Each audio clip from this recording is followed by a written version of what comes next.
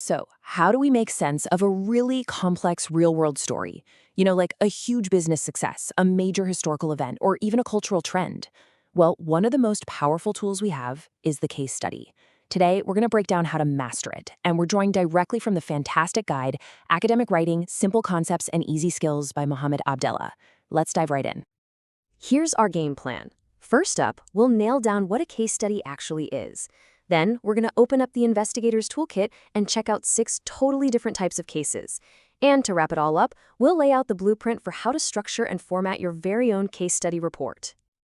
All right, let's start with the absolute fundamentals. What are we even talking about when we say case study? Because it's a whole lot more than just telling a story. It's a really structured investigation. At its heart, a case study is an in-depth investigation. And the subject? It could be anything. A single person, a massive company like Uber or BlackBerry, or even a pivotal event like a border dispute. The goal is always the same: to get a deep, all-encompassing understanding of that one specific case. The best way to think about it is to see yourself as the investigator. Your job is to take a real-life story, whether it's a story of incredible success or a spectacular failure, and look at it from every single angle. You're hunting for those crucial factors, the hidden connections, the key decisions that made it all happen. Now, not all investigations are the same, right? Depending on what you're trying to achieve, you're going to need different tools. So let's open up the toolkit and look at our first 2 approaches, the descriptive and the explanatory cases. I want you to think of these 2 as playing different roles. A descriptive case study is like being a portrait artist, trying to capture a really rich, detailed picture. The explanatory case study, on the other hand, well, that makes you a cause and effect detective, trying to solve a puzzle. So what's the point of a descriptive study? It's literally right there in the name, to describe. You're not trying to prove anything. You're just creating this incredibly comprehensive portrait. A perfect example would be a study of Mozart. You'd explore his life, analyze his music, and look at his lasting influence, all to paint a complete picture of the man and his world. Now, with an explanatory study, you're putting on your detective hat. Your main goal is to explain why something happened. Let's take IKEA. You wouldn't just describe their business model. No, you'd investigate how that model, the flat packing, the low costs, is what directly caused their massive success. It's all about connecting the dots. Okay, back to our toolkit. The next 2 approaches, exploratory and critical, take us into some more complex territory. These are really interesting. Here, we've got 2 more distinct roles. The exploratory researcher is like a pioneer, heading out into uncharted territory where there aren't many existing theories. But the critical researcher? They're a reframer, taking a subject everyone thinks they know and forcing them to see it in a completely new way. So, an exploratory study is what you do when something is new and we just don't understand it yet. The goal is simply to explore. Imagine being one of the first academics to study TikTok. There were no theories. You'd have to figure out how users interact, what kind of content goes viral, and what it all means for communication. You're basically creating the very first map of this new world.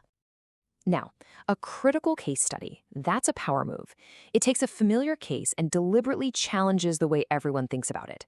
For instance, most studies on the fall of the Soviet Union focus on economics. A critical study would push that aside and reframe the whole event, arguing that social factors were the real overlooked cause.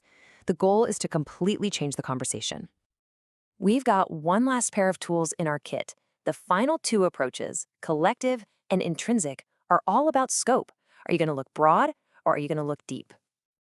So here, you can either be a pattern seeker or a specialist. With the collective approach, you look across a bunch of cases to find a common thread. But with the intrinsic approach, you focus your magnifying glass on one single unique case to understand it completely, just on its own terms. With a collective study, the real power comes from comparison. The goal is to find patterns. I mean, if you study remote learning at just one school, you only get one piece of the puzzle. But if you study 3 different high schools, you can compare the data and start to see a common pattern in how student engagement was affected.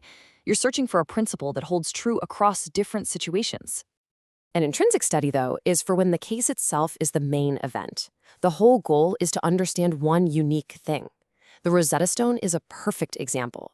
It's so important, so one of a kind, that the entire research effort is dedicated to understanding it, its history, its context, and its incredible impact. The case itself is the point. Okay, so you've picked your investigative approach, you've gathered all your evidence. Now what? How do you actually present your findings? Well, you need a clear, logical blueprint for your report. This six-part structure is your go-to guide. You kick things off with an introduction to set the scene, then a case statement that pinpoints the specific issue. Your methodology explains exactly how you investigated. Then you get to the good stuff, the analysis, where you present what you found. Based on that, you can offer some recommendations for action. And finally, the conclusion wraps it all up and explains why your investigation matters. It's a really logical flow from beginning to end. So, there you have it. You've got a full toolkit with 6 different investigative approaches and a clear blueprint for writing up your report.